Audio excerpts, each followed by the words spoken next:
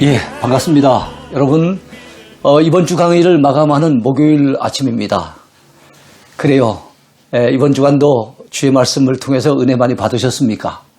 우리의 날마다의 삶이 주와 더불어 동행하는 삶이 돼, 특별히 말씀과 더불어 동행하는 그런 삶이 됐으면 좋겠습니다. 우리가 그동안 성경의 책별 주제를 산책하면서 우리가 그야말로 참 순간순간 주시는 은혜를 받았었는데요. 책별 주제 산책 가운데는 맨 마지막 순서입니다. 오늘 요한계시록을 공부함으로써 이번 주간 강의도 마치고 책별 주제 산책도 마치려고 합니다. 자, 사도 요한의 묵시록. 자, 요한계시록은 묵시록이라고 합니다. 자, 요한계시록은 1세기 말력 12제자 가운데 마지막까지 살아남았던 제자가 있죠. 순교당하지 아니하고 살아남은 제자 사도 요한이 그 당시 로마 황제 가운데 도미티안 황제가 있어요. 도미티아누스. 그 도미티안 황제 당시에 반모섬에 유배되어 있을 당시 예수 그리스도의 계시를 듣고 기록해서 소아시아에 몇 교회 보냈을까요? 7교회 보낸 편지입니다. 소아시아 7교회가 이 요한계시록에 등장합니다만은 바로 7이라고 하는 수는 완전을 의미하는 수거든요. 그런데 요한계시록에 보면 7교회뿐만 아니고 뭐 여러 가지 많이 등장해요. 7인재앙, 7나팔재앙, 7대접재앙 등등 7이라고 하는 숫자가 많이 등장하는 걸 여러분 참고적으로 알아두셨으면 좋겠습니다. 자, 요한계시록은 특별히 그 내용이 완전히 문자적으로 이해할 수 있는 내용보다는 이게 어떤 상징적인 의미를 포함한 그런 내용이 많아요. 그 때문에 해석하는데 상당히 난해해서 그래서 일반 성도들뿐만 아니고 목회자인 우리들도 해석하는데 어려움이 많습니다. 그래서 우리의 장로교의 창시자라고 하는 칼빈 목사님도 사실 요한복음 3장까지만 성경을 강해를 하고 그 이후는 아예 덮어뒀어요. 본인이 혹시 그 강의하다가 잘못 해석해서 하나님 앞에 죄를 질까 하는 이런 마음이 있었던 것 같아요. 그 정도로 요한계시록은 사실은 해석하기가 난해한 부분이 많습니다. 근데 문제는 이단들이 이걸 인용을 해가지고 요한계시록 해석에 따라서 엿가락 늘어지듯이 얼마든지 이게 달라질 수 있는 이 내용을 가지고서 성도들에게 미혹하는 경우가 참 많다는 걸 아셔야 됩니다. 그래서 이단들은 주로 계시록에서 나오는 이단들이 많고 간혹 창세기에서 나오는 이단들도 있어요. 예. 특히 말세의 말 대재앙과 대환란에 대해서 요한계시록은 예고를 합니다. 예수 그리스도의 재림과 현 세상의 종말과 새하늘과 새 땅의 도래를 예고하는 묵시록. 마지막 때에 있을 일에 대한 하나님의 계시 묵시록입니다. 자, 두 번째 생각해 볼 제목은요. 요한계시록의 기록 목적이 무엇일까 하는 겁니다. 사도 요한이 왜 이 요한계시록을 기록했을까요? 엄밀하게 하면 사도 요한이 기록했다기보다는 요한계시록 1장에 보면 우리 예수님이 나타나셔서 계시를 보여주시면서 사도 요한에게 기록하도록 명령하셨어요. 그러니까 요한계시록의 기록 목적은 사도 요한이 나름대로 무슨 목적이 있어 기록했다기보다는 우리 주님이 분명한 목적을 가지시고 기록하라고 명하신 것이라고 보면 되겠습니다. 자, 사도 요한은 인류 역사의 최종 승리는 그리스도의 것이고 교회의 것이며 성도들의 것임을 강하게 선포해서 그 당시 환난 중에 있는 많은 성도들에게 용기를 주고 소망을 주고 위로를 주기 위해서 바로 이 요한 묵시록을 기록했어요. 그래서 여러분 이 요한 묵시록이 많이 상징적으로 기록된 이유는 문자적으로 갖다 쭉 내용을 기록하면 이 세상 나라가 망할 것에 대한 예고도 많이 나오거든요. 그러니까 문자적으로 해석하기 쉽게 기록하면 그 당시 그런 내용을 봤을 때 그러지 아니하도 기독교회에 대해서 박해를 가하는 이 로마 제국의 입장에서는 아, 우리 로마 망하라고 이렇게 기록했구나. 이거를 갖다 생각했을 때 훨씬 더 박해를 강하게 할 수 있잖아요. 그래서 로마의 제국 사람들 그리고 일반인들은 그 해석을 하기가 난해하도록 그래서 상징적으로 많이 기록이 됐다는 것을 알아두셔야 됩니다. 그러나 성령께서 깨우쳐 주시는 사람들 하나님의 은혜를 입은 사람들은 그 의미를 알 수 있도록 그렇게 역사하신 거예요. 분명한 것은 계시록은 우리에게 겁을 주기 위해서 마지막 때 이런 끔찍한 일이 있다고 해갖고 우리를 두렵게 만들기 위해서 주신 것은 아니라는 사실이에요. 마지막 때에 참으로 이 세상에는 여러 가지 대환란이 있을 것이고, 그리고 사탄 마귀와 이 악한 자들이 교회를 갖다가 박해를 할 것이고, 이 마지막 때 힘든 순간들이 많겠지만, 그러나 우리가 믿음을 잘 지켜나가면은 반드시 하나님의 나라가 승리하고, 반드시 교회가 승리하며, 반드시 예수 믿는 성도들이 승리하게 될 것을, 그러니까 염려하지 말라고, 두려워하지 말라고, 최종적인 승리는 우리들의 것이라고, 이런 것을 강조하여서 그 당시 박해를 당하고 환난을 당한 많은 성도들을 위로하고 격려하고 소망을 불어넣어 주기 위해서 주신 메시지라는 거, 이걸 기억을 해야 됩니다. 그래서 계시록은 하나님의 언약의 종결판이에요. 최종판. 자, 요한계시록의 구조가 어떻게 구성되어 있는지를 한번 살펴볼까요? 먼저는 서론이 나옵니다. 1장은 서론인데요. 문안 인사가 있고, 하나님을 갖다가 하나님께 영광 돌리는 송령이 있고, 그리고 그리스도께서 내주시는 계시가 있어요. 그리스도께서 사도 요한에게 어떤 계시를 주셨는지 보다 상세한 것은 우리가 다음 기회에 요한계시록을 좀 더 해부해서 상세하게 공부할 기회가 있을 거예요. 지금은 성경의 책의 주제를 쭉 그 흐름을 따라 공부하는 상황이기 때문에 깊이 공부하기는 좀 어렵습니다.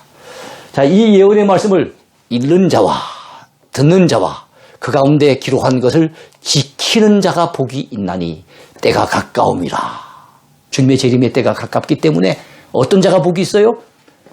주의 말씀을 읽는 자가 복이 있대요. 듣는 자가 복이 있대요. 여러분들도 지금 이 말씀을 듣고 있지 않습니까? 복 있는 분들이에요. 지키는 자가 더더욱 복이 있대요. 그래서 우리 모두는 말씀과 동떨어진 삶을 살 것이 아니라 말씀을 사모하고, 그래서 말씀을 가까이 하고 읽고 듣고 지키는 그런 복된 사람들이 돼야 될 줄로 믿습니다. 자, 7별은 1장에 보면 7별이 나오고 7 금촉대가 나와요. 7별은 7교회의 사자들, 하나님이 세우신 주의 종들을 의미하고, 7촛대는 바로 7교회를 상징해요.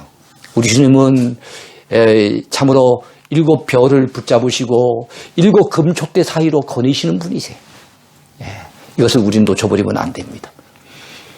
소아시아 7교회와 7교회의 현재 상태가 어떠한지, 그리고 그들에게 주시는 메시지가 어떠한지를 2장과 3장은 잘 보여주고 있습니다. 그러니까 미래에 있을 일들을, 미래에 있게 될 말세 대환란부터 그리고 마지막 때 있을 일들은 4장 이후에 있어요. 3장까지는 현재적인 상태라고 보시면 되겠습니다. 그래서 2장과 3장은 그 당시에 사도 요한이 이 편지를 쓸 당시, 요한계시록을 기록할 그 당시에 소아시아, 오늘날의 그 터키 지역에 있는 7교회 상황을 갖다가 지적을 하고 있어요. 그들 가운데는 칭찬받은 교회가 있습니다. 칭찬만 받은 교회도 있고요, 책망만 받은 교회도 있어요. 칭찬받은 교회는 어떤 교회입니까? 서머나 교회, 그리고 빌라델비 교회는 칭찬만 받았어요.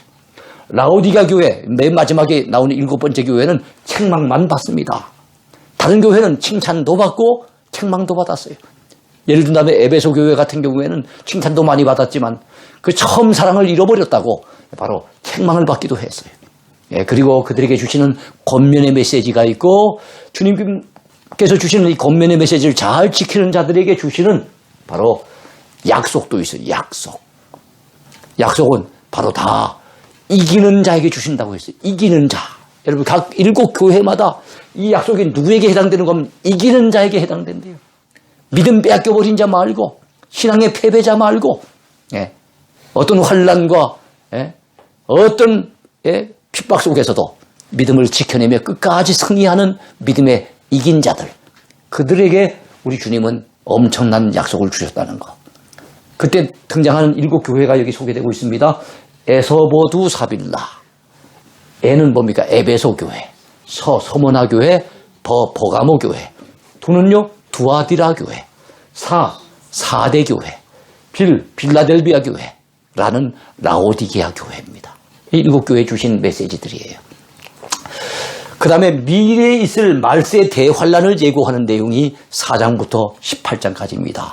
그러니까 요한계시록이 상당히 부담스럽게 느껴지고 두렵게 느껴지는 이유는 요한계시록의 상당 부분, 4장부터 18장이니까 그건 3분의 2 정도가 다 어떤 내용을 담고 있다는 겁니까? 대환란을 예고하고 있기 때문에 그래서 사실 요한계시록이 두렵게 느껴지는 건 사실이에요. 예, 또 어렵게 느껴지기도 하죠. 예. 세상의 종말과 하나님의 구원 언약의 최종적인 완성은 19장부터 22장까지 마지막 부분에서 19장에서 주님이 재림에 오세요. 예, 백마 타신 분으로 그렇게 나타납니다. 그리고 어린 양의 혼인잔치가 이루어져서 우리 주님은 신랑이 되시고 우리 성도들은 그 잔치에 동참하는 신부가 되어져서 참 구원의 감격을 노래하게 됩니다. 그리고 난 다음에 여러분 20장에서는 거의 악한 세력들이 힘을 잃고 멸망을 당합니다. 그래서 무저경에 던져지고 불못에 던져지는 이런 일들이 있습니다. 그리고 마지막 21장에서는 새 하늘과 새 땅이 열립니다. 예전에는 신천신지라고 하는 표현을 많이 썼어요. 새 하늘과 새 땅. 요즘은 하도 신천지 때문에 좋은 말들을 이단들이 골라 쓰다 보니까 좀 오해할까 봐 그래서 신천신지란 말을 저는 일부러 안 씁니다. 새 하늘과 새 땅이 펼쳐지게 되고 22장에서는 구원받은 주의 백성들 그 새 하늘에 들어간 주의 백성들 그들과 더불어서 하나님이 같이 장막을 치시고 그 고난을 이겨내고 그 환난을 견뎌내고 믿음으로 승리해서 구원받아 들어온 그들의 눈에서 우리 하나님의 눈물을 씻어주시면서 거기에서 영원한 생명수 샘물을 마시면서 영생 복락을 누리게 되는 이런 내용과 우리 주님이 마라나타 내가 속히 오리라 세 번이나 속히 오리라고 말씀하시는 이런 내용들이 이 마지막 부분에 나타나 있습니다. 자, 네 번째 주제인데요. 요한계시록에 나타난 3대 재앙입니다. 자, 아까 4장부터 18장까지는 재앙이 있다 그랬죠. 마지막 대환란이 있다 그랬어요. 그 가운데 3대 재앙이 등장하는데 7인 재앙이 있습니다. 첫 번째 재앙이에요. 그 다음에 7 나팔 재앙이 있고요. 세 번째는 7 대접 재앙이 있습니다. 7인 재앙 6장부터 8장까지 소개되고 있는데요. 여러분 5장에 보면은 한 두루마리가 나와요. 책 두루마리가 나옵니다. 바로 하나님의 손에 들려있는 두루마리예요. 태초부터 계신 그분, 보좌에 앉으신 그분의 손에 두루마리가 있는데 그 다 도장을 찍어서 아무도 손 못 대도록 인봉한 두루마리입니다. 천사들 가운데 누가 저 인봉한 책을 갖다가 그 인을 갖다 봉했던 인을 갖다가 떼고 그 책을 갖다가 보실 분이 누구인가? 과연 누구인가? 라고 했을 때, 자, 인봉했으니까 비밀 아닙니까? 베일에 쌓여졌지요? 마지막 때 있을 일들이 전부 다 베일에 감춰져 있는데, 누가 저 인을 떼고 그것을 보게 될 것인가? 천사가 그 말을 할 때, 아무도 하늘 위에 있는 자도, 그리고 땅 위에 있는 자도, 땅 아래에 있는 자도, 어느 누구도 뗄 자가 없어요. 근데 누가 나섭니까? 바로 어린 양 되시는 예수님이 나서셔가지고, 하나님 앞에 그것을 받아서, 인을 하나씩 뗄 때마다 재앙이 한 가지씩 생겨나는 거예요. 이게 7인 재앙입니다. 그리고 여러분 7 나팔 재앙은 천사가 나팔을 불 때 첫째 천사가 나팔을 불면은 어떤 일이 일어나고 둘째 천사가 나팔을 불면 또 어떤 환란이 오고 그렇게 쭉 소개되고 있고요.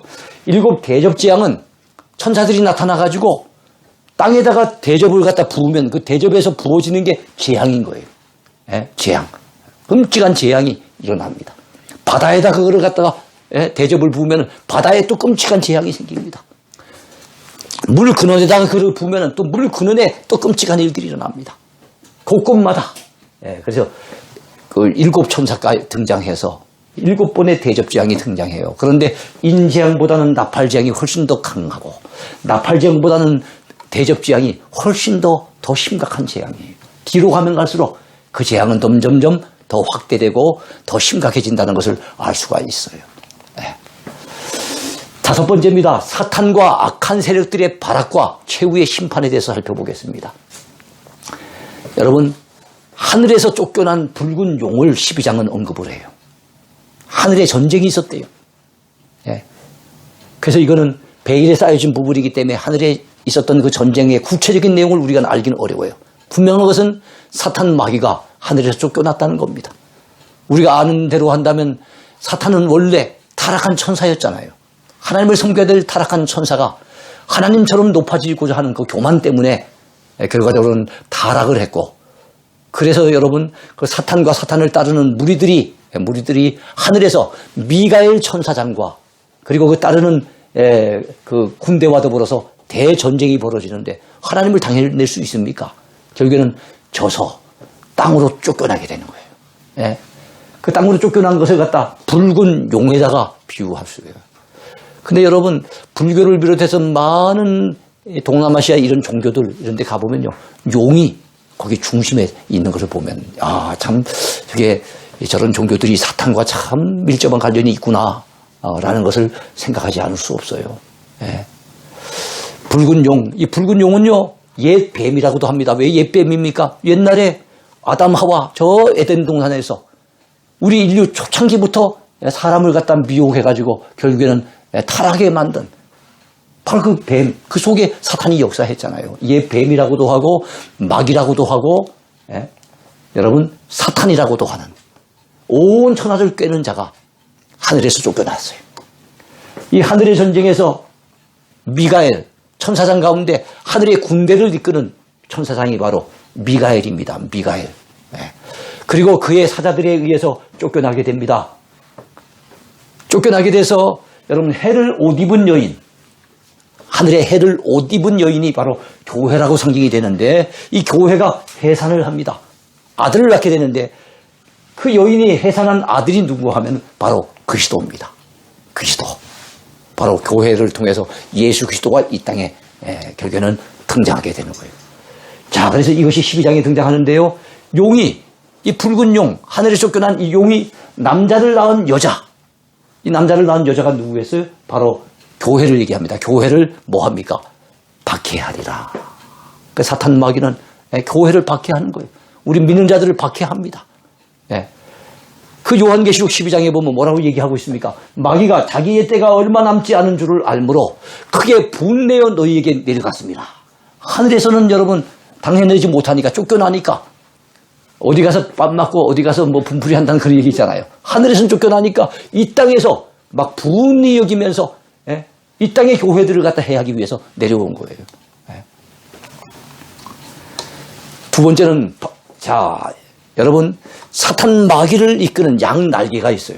사탄 마귀가 이끄는 양 날개가 있는데 즉 사탄 마귀를 보좌하는 그런 세력들이에요. 정치적인 세력도 있고 종교적인 세력도 있습니다. 바로 이것을 갖다가 요한계시록은 짐승이라고 묘사하고 있어요. 짐승.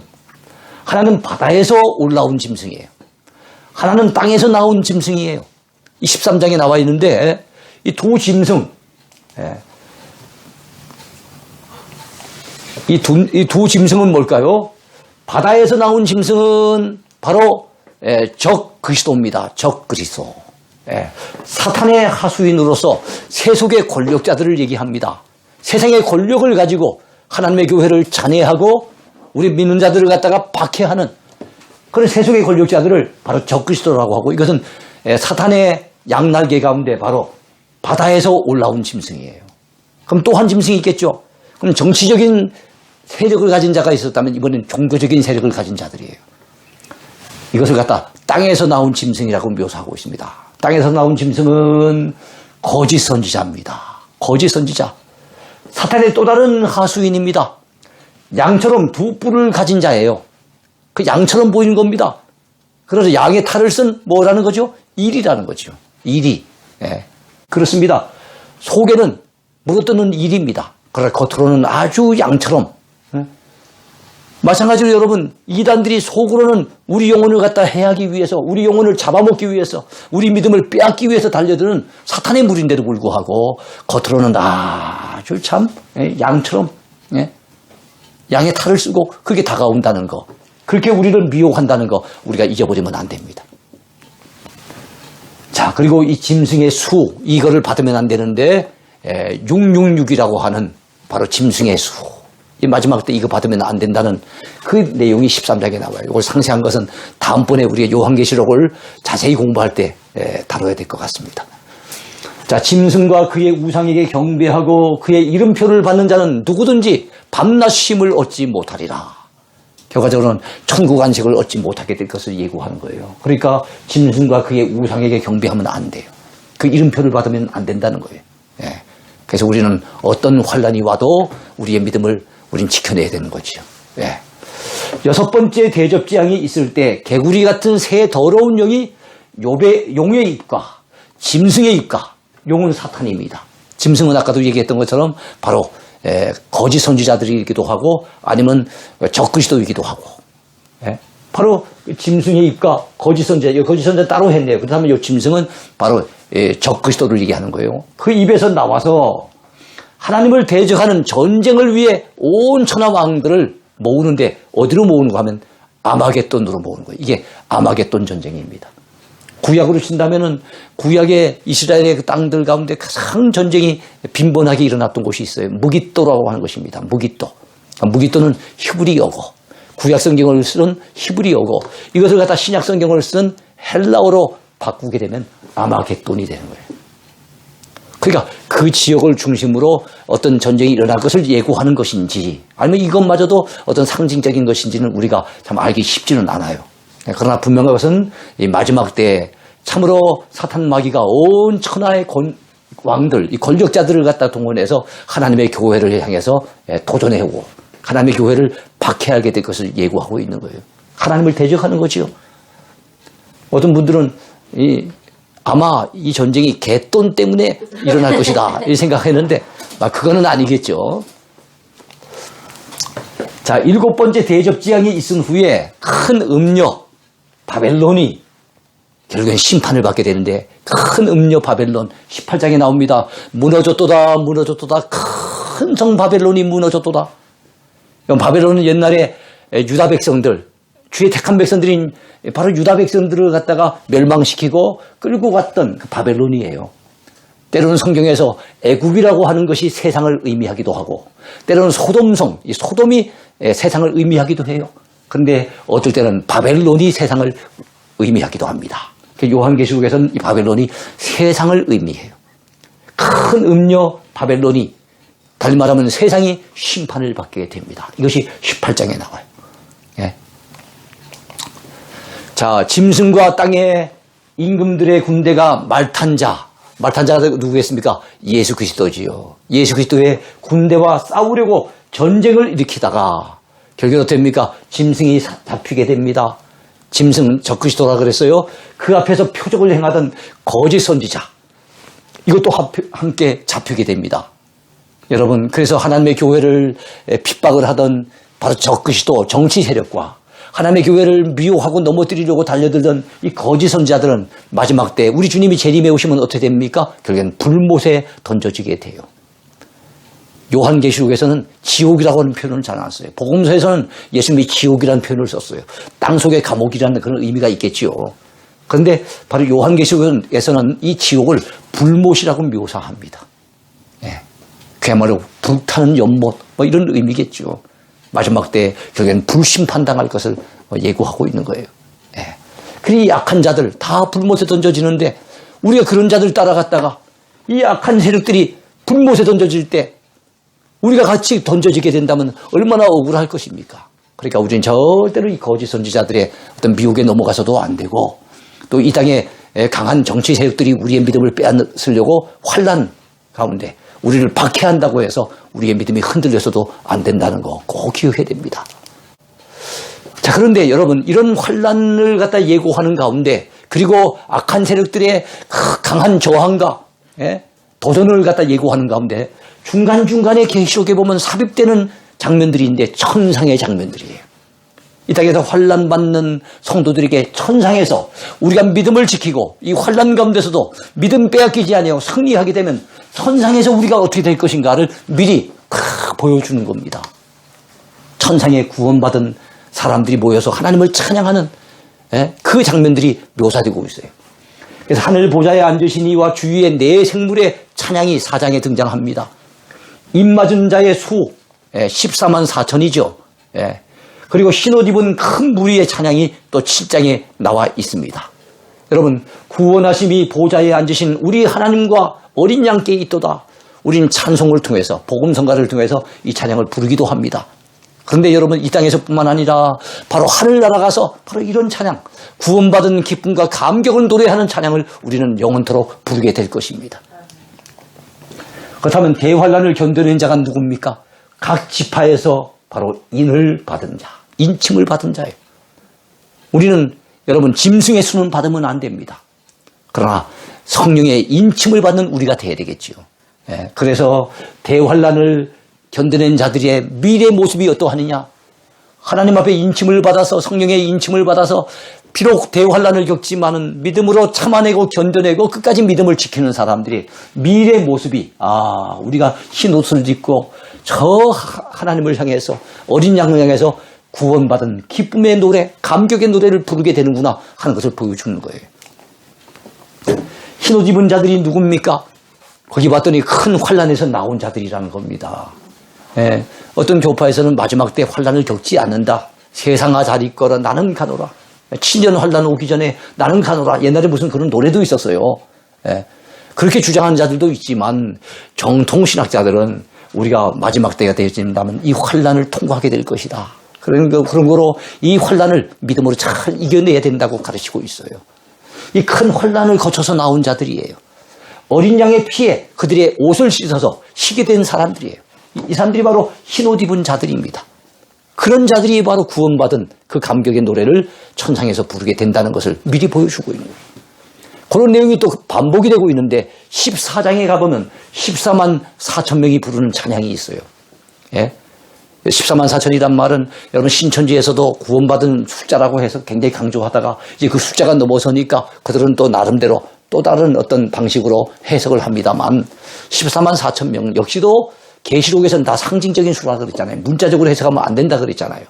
예. 12지파의 대표적인 인물들 바로 12,000명씩을 갖다가 계산을 하면 곱하면은 바로 14만 4천 명이 나옵니다. 14만 4천 명. 12지파. 바로 이스라엘을 갖다 구성하고 있는 구약으로 친다면 이스라엘을 구성하고 있는 12지파지요. 신약으로 친다면 12사도가 또 나오기도 합니다. 12는 선택수예요. 그러니까 하나님 앞에 선택받은 사람들. 예.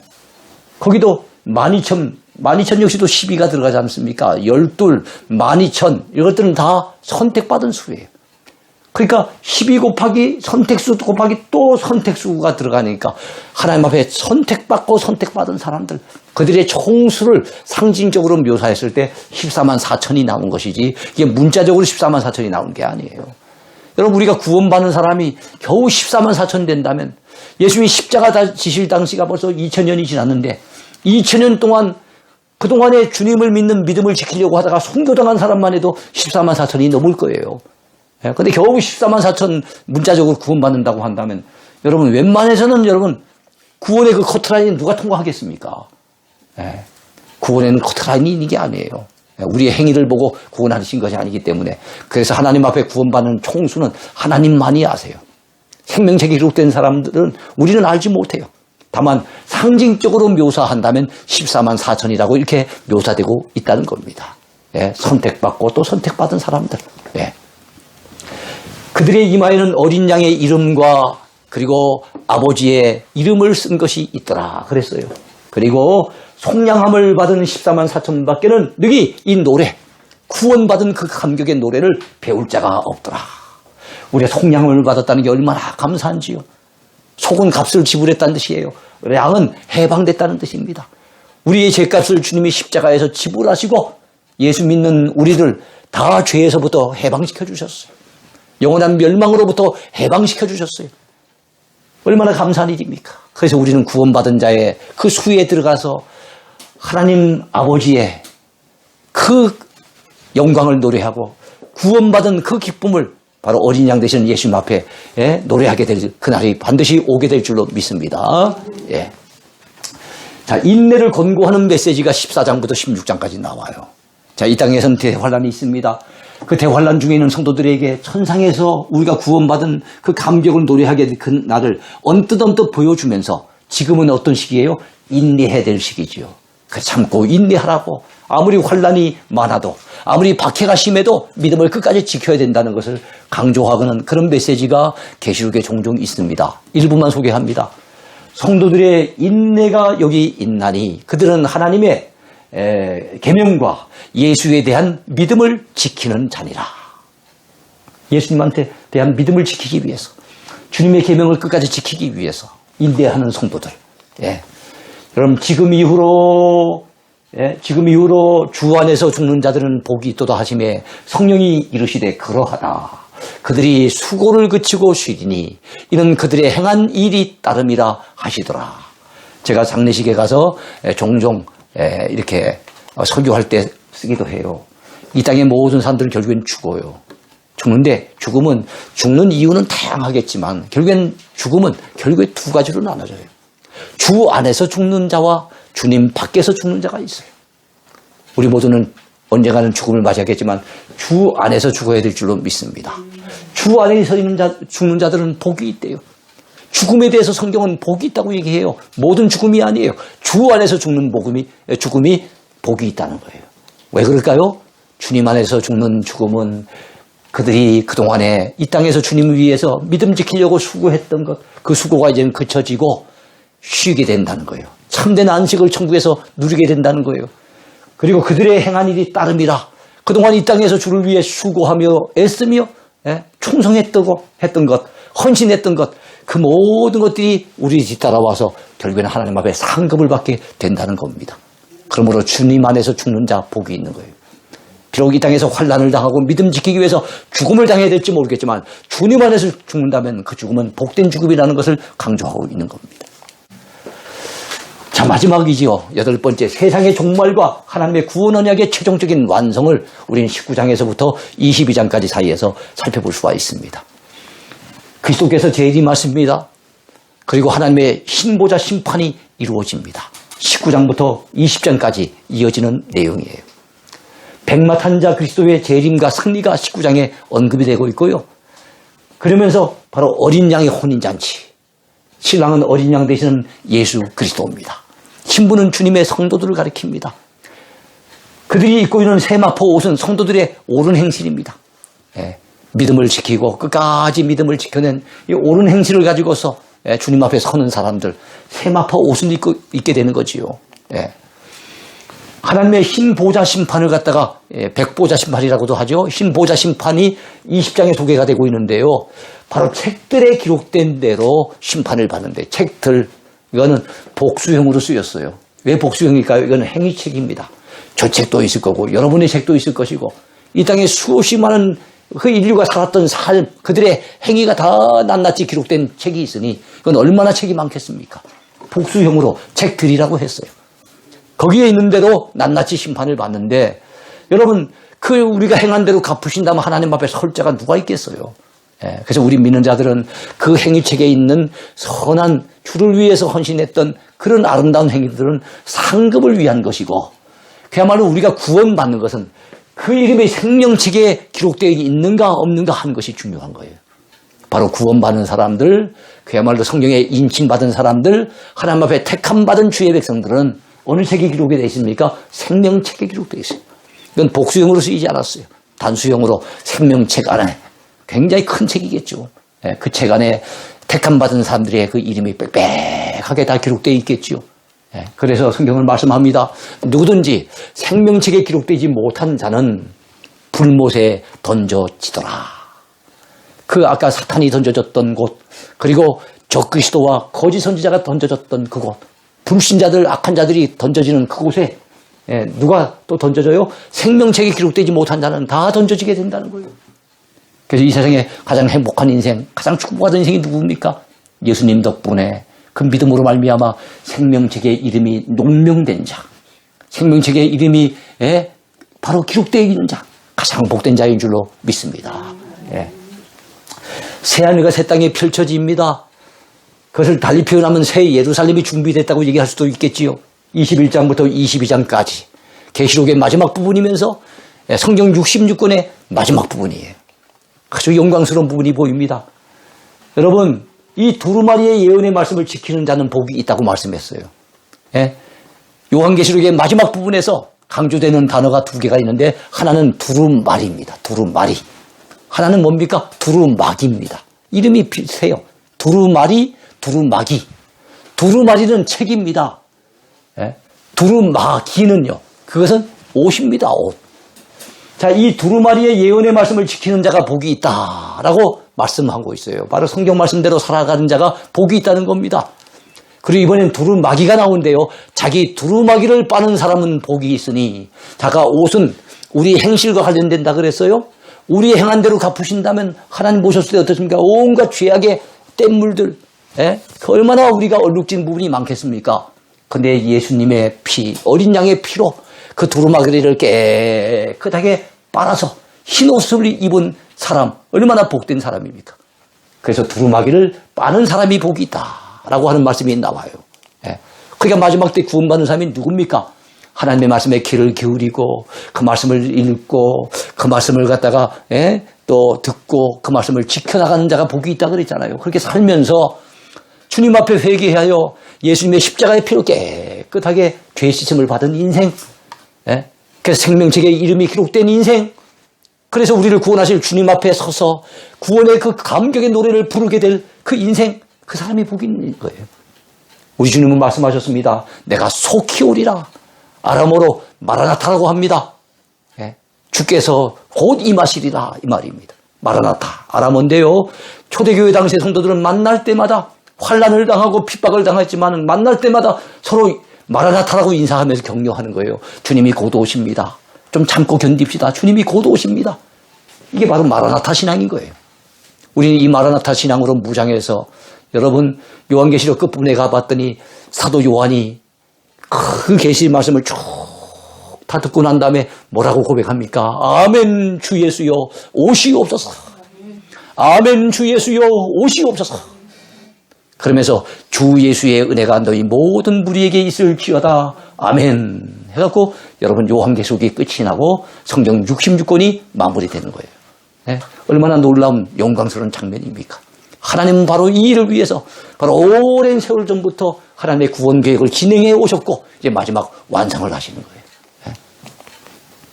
예수님께서는 내가 속히 오리라는 그런 마라나타 약속을 요한계시록에서 요한계시록 22장에서 모두 3번이나 말씀하세요.